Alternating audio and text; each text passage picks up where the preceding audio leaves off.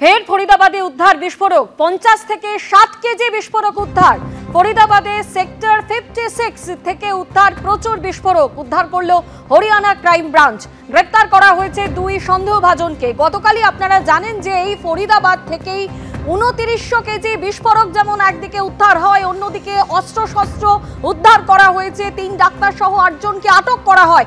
গতকালের পর আজকেও এই ফরিদাবাদে তল্লাশি অভিযান চালানো হচ্ছে এবং এখনো পর্যন্ত যা জানা যাচ্ছে 50 থেকে 60 কেজি বিস্ফোরক উদ্ধার হয়েছে। ফরিদাবাদের সেক্টর 56 থেকে উদ্ধার প্রচুর বিস্ফোরক উদ্ধার করলো হরিয়ানা ক্রাইম ব্রাঞ্চ। গ্রেপ্তার করা হয়েছে দুই সন্দেহভাজনকে।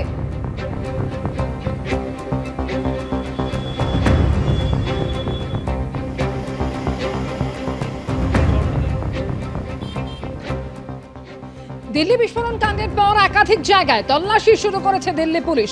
ফরিদাবাদে তল্লাশি শুরু হয়েছে, আর যেখানে আল ফালাহ বিশ্ববিদ্যালয়ে যায় দিল্লি পুলিশের আধিকারিকরা এবং সেখানে গিয়ে জিজ্ঞাসাবাদ করা হয়। জঙ্গি মুজাম্মিলের সঙ্গীদের জিজ্ঞাসাবাদ করে পুলিশ। বিশ্ববিদ্যালয়ের পড়ুয়া, কর্মচারী এবং অধ্যক্ষকেও জিজ্ঞাসাবাদ করা হয়। 6 জনকে হেফাজতে নিয়ে জঙ্গি মডিউলে জিজ্ঞাসাবাদ করা হয় বলে সূত্রের খবর। মুজাম্মিলকে চিনত এমন 52 জনকে জিজ্ঞাসাবাদ দিল্লি পুলিশের। আল ফালাহ বিশ্ববিদ্যালয়ে পৌঁছয় পুলিশ এবং সেখানে গিয়ে জঙ্গি মুজাম্মিলের সঙ্গীদের জিজ্ঞাসাবাদ করা হয়। এছাড়াও বিশ্ববিদ্যালয়ের পড়ুয়া, কর্মচারী, অধ্যক্ষকে জিজ্ঞাসাবাদ করে দিল্লি পুলিশ। 6 জনকে হেফাজতে নিয়ে জঙ্গি মডিউল নিয়ে জিজ্ঞাসাবাদ করা হয়। মুজাম্মিলকে চিনত এমন প্রায় 52 জনকে জিজ্ঞাসাবাদ করে দিল্লি পুলিশ।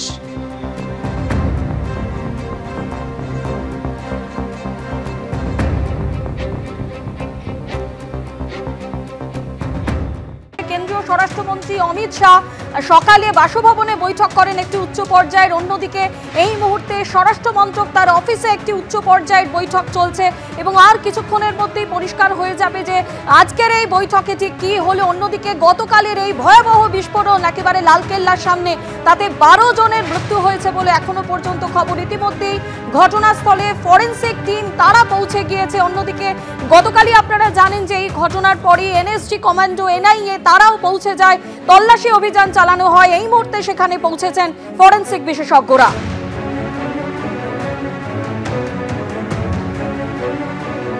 অন্যদিকে ঠিক এই বিস্ফোরণে কি ব্যবহার করা হয়েছে এবং উমর যে এই গাড়িটি চালাচ্ছিল, i-20 গাড়িটি চালাচ্ছিল, বিস্ফোরণের আগে 11 ঘন্টা সেই গাড়ি কোথায় ছিল, ইতিমধ্যে কিন্তু সেই তল্লাশি অভিযানও শুরু হয়েছে। এবং উমর তিনি কি বিস্ফোরক নিয়ে আসছিলেন, দুর্ঘটনাবশত সেই ঘটনা ঘটেছে নাকি এটি ইচ্ছাকৃতভাবে এই ঘটনা ঘটানো হয়েছে, সে বিষয়েও কিন্তু ইতিমধ্যেই পুলিশ তল্লাশি চালাচ্ছে। অন্যদিকে আপনাদের যেমনটা জানালাম, ঘটনাস্থলে ফরেনসিক টিম তারা কিন্তু এসে পৌঁছেছে।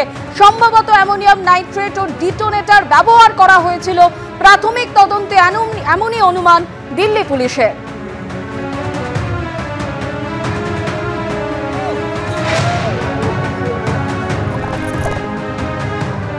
দিল্লি বিস্ফোরণের নেপথ্যে থাকা সব জঙ্গিদের খুঁজে বার করতে হবে। দিল্লি বিস্ফোরণ কাণ্ডে আধিকারিকদের নির্দেশ কেন্দ্রীয় স্বরাষ্ট্রমন্ত্রীর। যারা এই বিস্ফোরণে জড়িত, আমাদের এজেন্সি কি করতে পারে এবার দেখবে, হুঙ্কার কেন্দ্রীয় স্বরাষ্ট্রমন্ত্রী অমিত শাহ।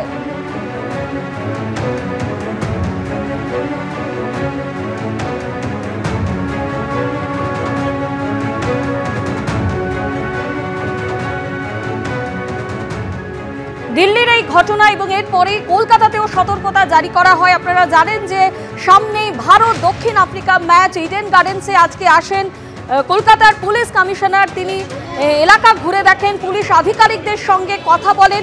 ইডেন গার্ডেন্সে যান তিনি, কলকাতার পুলিশ কমিশনার এবং পুলিশ আধিকারিকদের সঙ্গে তিনি কথা বলেন। গতকালের এই ঘটনার পরে কলকাতাতেও কিন্তু সতর্কতা জারি করা হয়েছে। আমাদের সরাসরি প্রতিনিধি আবির দত্ত আমাদের সঙ্গে রয়েছেন। আবির, দিল্লির এই ঘটনার পরে কলকাতা পুলিশের তরফেও একাধিক পদক্ষেপের কথা ঘোষণা করা হয়েছে, ঠিক কি জানতে পারছো? দেখো, শুরুতেই তোমায় বলি, একটি ভার্চুয়াল বৈঠক হয়েছে কলকাতা পুলিশ কমিশনার তিনি করেছেন। সেই ভার্চুয়াল বৈঠক 78টি থানার ওসির সঙ্গে। এছাড়াও সেই বৈঠকে উপস্থিত ছিলেন এসি র্যাঙ্কের অফিসাররা, জয়েন্ট সিপি, অ্যাডিশনাল সিপি র্যাঙ্কের অফিসাররাও, এবং ছিলেন ডিভিশনাল ডিসিরাও। এবং এই যে বৈঠক সেটা মূলত দিল্লিতে যে বিস্ফোরণের ঘটনা গতকাল এবং সেই বিস্ফোরণে যে সকল যেসব বিষয়গুলো সামনে আসছে, ফিদাইন আক্রমণ হতে পারে বা কেমিক্যাল অ্যাটাক হতে পারে বা এই ক্ষেত্রে ডিটোনেটর ব্যবহার করা হতে পারে বা কমার্শিয়াল কিছু এক্সপ্লোজিভ সেগুলো ব্যবহার করা হতে পারে, এই সমস্ত বিষয়কে তারা নজরে রেখে তারা কিন্তু স্পষ্টত বেশ কিছু বিষয়ের উপরে জোর দিচ্ছেন। প্রথম নাকা চেকিং, সেই নাকা চেকিং নির্দিষ্ট সময় যেমন হবে তার সঙ্গে সঙ্গে বিভিন্ন সময় হঠাৎ হতে পারে এবং সেই ছাড়াও ইন্টেলিজেন্সের উপরও জোর দেওয়া হচ্ছে, থানায় থানায় সেই বিষয়গুলো নজর রাখতে বলা হয়েছে।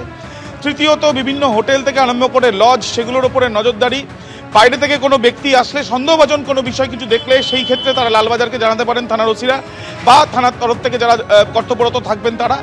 এছাড়াও একাধিক বিষয় নেওয়া হয়েছে সিকিউরিটি বাবদ বা নিরাপত্তার স্বার্থে, এমনটাই কলকাতা পুলিশ কমিশনার আজকে জানিয়েছেন। এবং মূলত আমরা জানি 14 তারিখে ভারত এবং দক্ষিণ আফ্রিকার যে ম্যাচ রয়েছে সেই ম্যাচ অর্থাৎ টেস্ট ম্যাচ 5 দিনের, তার আগে ইতিমধ্যে দক্ষিণ আফ্রিকা দল এবং ভারতীয় ক্রিকেট দল তারা এসে পৌঁছেছেন এবং তাদের হোটেলে তারা থাকছেন, সেই ক্ষেত্রে নিরাপত্তায় বাড়তি ব্যবস্থা করা হচ্ছে। দ্বিতীয়ত আমরা দেখলাম কিছুক্ষণ আগে কালীঘাট মন্দিরে এসে পৌঁছন গৌতম গম্ভীর, ভারতীয় দলের কোচ, তাকেও যখন নিয়ে আসা হয় এখানে, তিনি যখন প্রণাম করার জন্য আসেন বা পুজো দেওয়ার জন্য আসেন, সেই ক্ষেত্রেও আলাদাভাবে কিন্তু সিকিউরিটি কড়াকড়ি ছিল।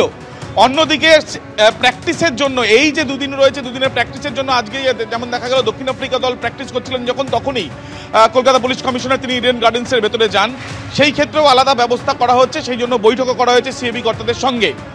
সব রকম ব্যবস্থা নেওয়া হচ্ছে এবং তার সঙ্গে আরও দুটো বিষয় তোমায় জানিয়ে রাখি। প্রথমত আমরা জানি যে শীতের মরশুম সামনেই এবং সেই ক্ষেত্রে বাইরে থেকে প্রচুর মানুষ আসেন, অনেকে আসে যারা কাশ্মীর থেকে আসছে শাল বিক্রি করার জন্য বা অন্যান্য ব্যবসার স্বার্থে, সেই ক্ষেত্রেও আলাদা ব্যবস্থা কলকাতা পুলিশের তরফ থেকে করা হচ্ছে যাতে তাদের নাম পরিচয় সেগুলো জানা যায়।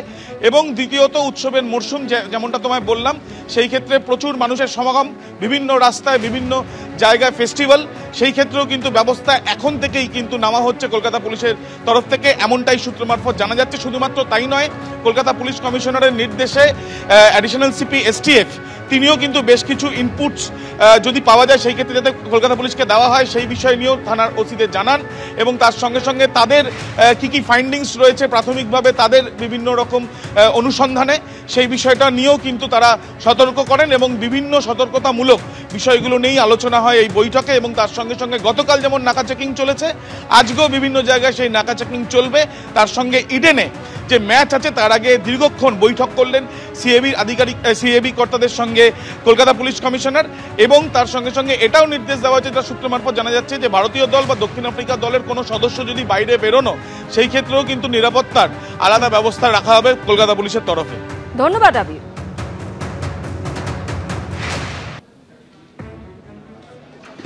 যা যা করণীয় আছে পুলিশ নিশ্চয়ই ওটা করছে। গতকালও আমরা একটা মিটিং করলাম, আজকে আবার একটা মিটিং হয়েছে, তো ডিটেল ইনস্ট্রাকশনস ওই নিয়ে বলা হয়েছে so that security is not compromised at any point of place. ওটা প্লেয়ার্স অ্যান্ড টিম ম্যানেজমেন্ট সবার অ্যান্ড ইনক্লুডিং দ্য যত ভেন্যু আছে যথেষ্ট সিকিউরিটি অ্যারেঞ্জমেন্ট করা আছে, আমরা আশা রাখছি ওটা নিয়ে কোনো ইস্যু হবে না। সব জায়গায় যথেষ্ট অ্যাকশন নেওয়া হয়েছে যাতে কোনো রকম compromise security te na hoy, so adequate action has been taken.